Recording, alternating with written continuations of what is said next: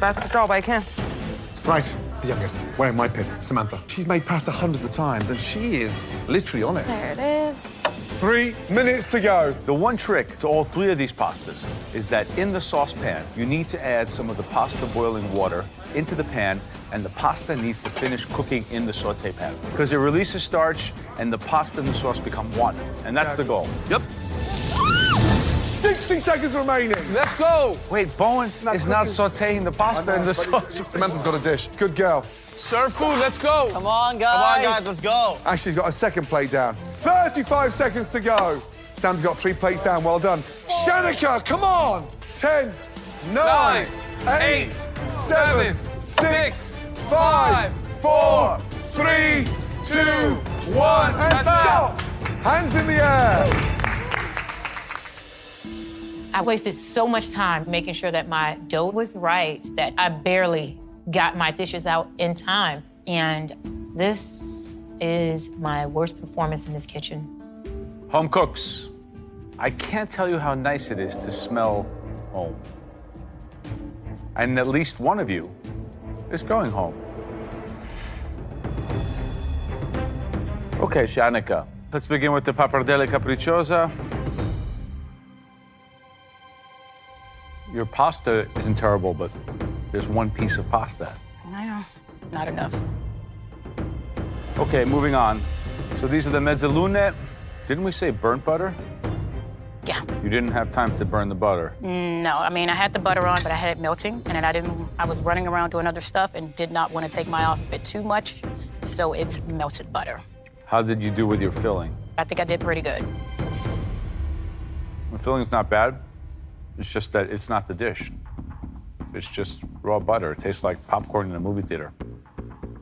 And the garganelle with funghi trifolati. What happened here? You made 1, 2, 3 garganelle. Yeah. I mean, like literally, these dishes look like if I was a waiter in a restaurant and I just cleared your table. This is what you're presenting to us? I don't disagree with you. I wanted to bring down something, so I brought down what I had. Okay. I'm not sure what to say, Shanika. I'm disappointed in myself as well. I know I could do better. You know, seasoning's on point. Let's get that right. I just wish you had prioritized. Because you've got all the skill. It's just a bad finish. Thank you. Samantha. Ciao. Okay, so let's start with this. Pappardelle capricciosa. So the capricciosa sauce, is there onions and prosciutto in here? There is. Pappardelle capricciosa, very nice. Light, fluffy, your pasta has a very good texture to it. Thank you. So these are the mezzalune.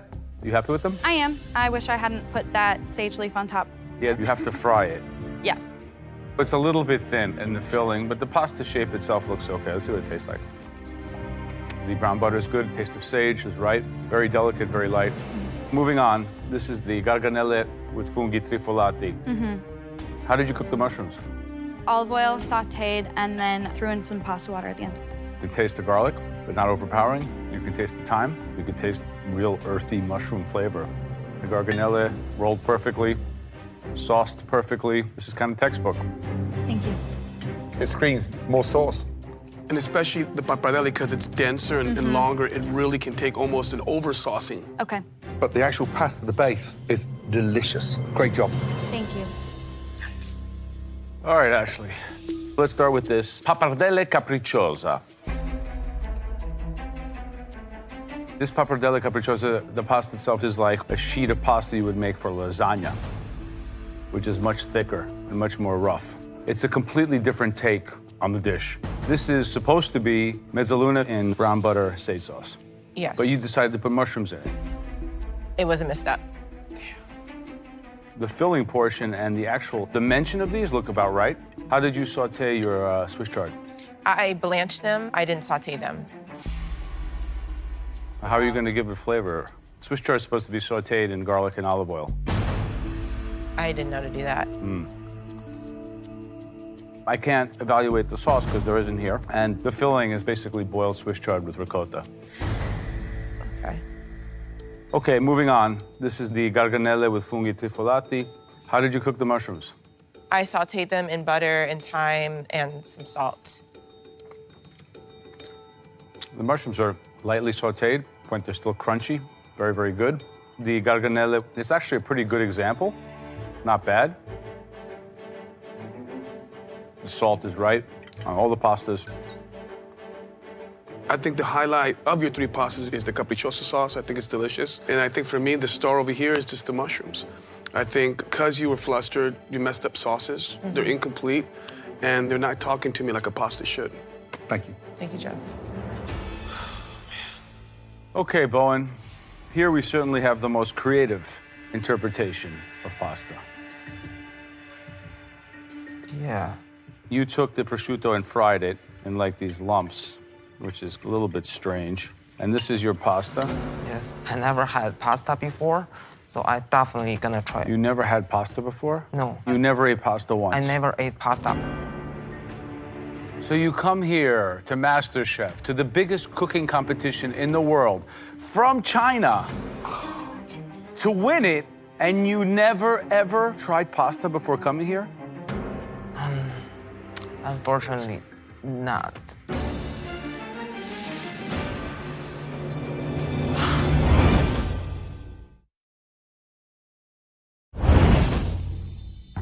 You never tried pasta before coming here? Unfortunately, not.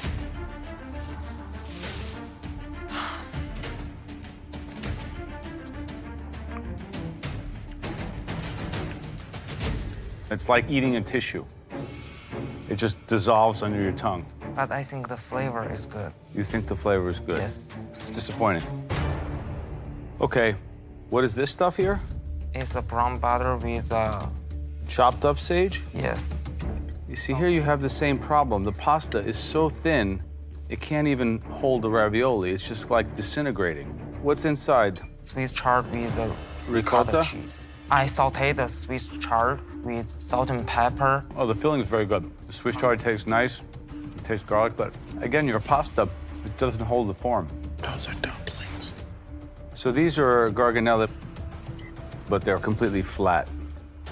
The ones I made were round. How did you cook the mushrooms? Sauteed them with olive oil, salt and pepper, and a touch of butter. They're excellent. But Bowen, I mean, the problem here is that this is not really pasta. You boiled noodles and then put condiments on the side. The pasta has to cook with the sauce by definition. This is really interesting because outside the pasta, everything else is really good. Pasta, too thin, but on point seasoning. You can cook and you're gifted. But this was about replicating what you got shown, and you can't even be bothered to do that. I'm disappointed in myself because Joe is the reason I'm here, and I definitely think I let him down today. But I'm feeling a little bit optimistic because Ashley and Bowen both had mistakes. It's three of us that didn't do too good. Which one is gonna be the worst? And I'm hoping it's not me. One home cook is going home minutes from now. But tonight, one home cook really showed us their skill under pressure. Samantha, mentored by myself.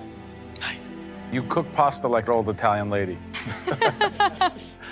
And that's good. Yes, thank you. Now, head up to the safety of the balcony, please. Congratulations. Thank you.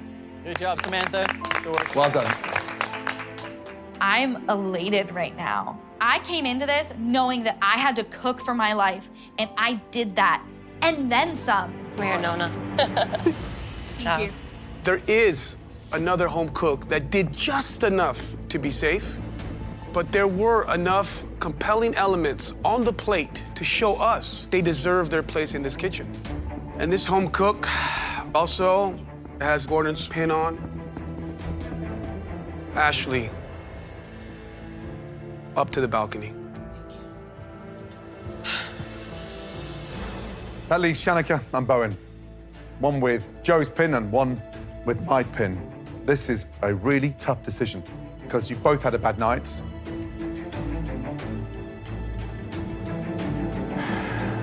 Bowen, your time, my friend, in this kitchen is not quite over.